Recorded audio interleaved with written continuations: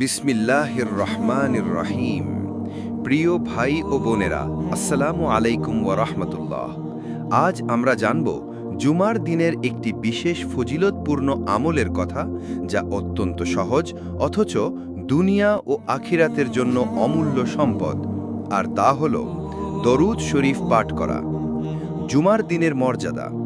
জুমার দিন সপ্তাহের মধ্যে সবচেয়ে ফজিলতপূর্ণ এবং বরকতময় দিন।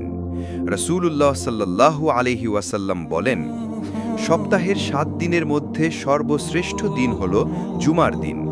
এই দিনে আদম আলাইহিস সালামকে সৃষ্টি করা হয়েছে, এই দিনেই তাকে জান্নাতে প্রবেশ করানো হয়েছে এবং এই দিনেই তাকে পৃথিবীতে পাঠানো হয়েছে। সুনান আবু দাউদ। এই দিনের গুরুত্ব বুঝিয়ে আমাদের জন্য কিছু বিশেষ আমলের প্রতি উৎসাহ দিয়েছেন। তার মধ্যে সবচেয়ে গুরুত্বপূর্ণ একটি আমল হল নবীজির প্রতি বেশি বেশি দরুদ পাঠ করা। জুমার দিনের দরুদ পাঠের ফজিলত।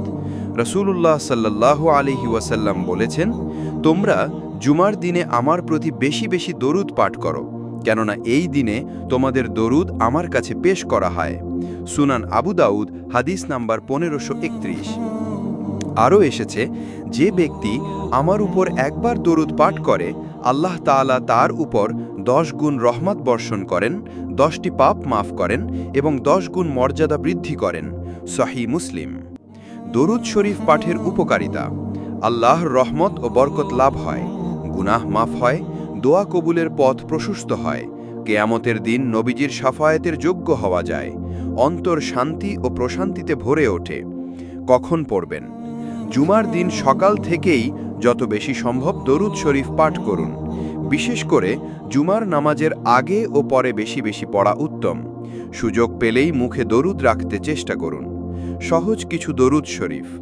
আল্লাহুম্মা সাল্লি আলা মুহাম্মদ ওয়া আলা আলি মুহাম্মদ, অথবা সংক্ষেপে সাল্লাল্লাহু আলাইহি ওয়াসাল্লাম। আপনি যে কোনো সহজ দরুদ পাঠ করতে পারেন। আল্লাহ প্রতিটি দরুদের জন্য আপনাকে পুরস্কার দিবেন। উপসংহার। প্রিয় মুসলিম ভাই ও বোনেরা, জুমার দিন আল্লাহ বিশেষ রহমতের দিন। এই দিনের ফজিলত যেন আমাদের হাতছাড়া না হয়, তাই আসুন আমরা নিয়মিতভাবে এবং বিশেষ করে জুমার দিনে বেশি বেশি দরুদ পাঠ করি। আল্লাহ আমাদের সবাইকে এ সহজ বরকতময় আমল করার তৌফিক দিন। আল্লাহ আমাদের সবাইকে নবীজির ভালোবাসা অর্জন করার তৌফিক দান করুন। আমিন।